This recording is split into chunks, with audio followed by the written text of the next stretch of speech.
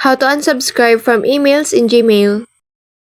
Open Gmail on your computer or phone and find an email from the sender you no longer want messages from.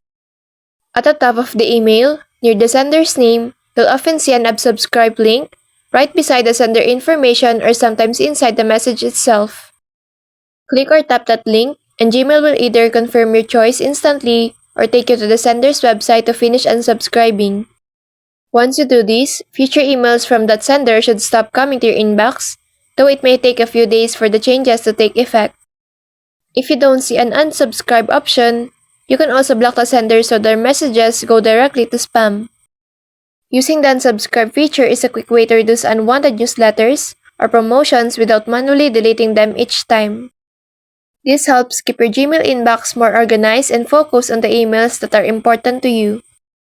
So that's all for this video. I hope this helps. Thank you.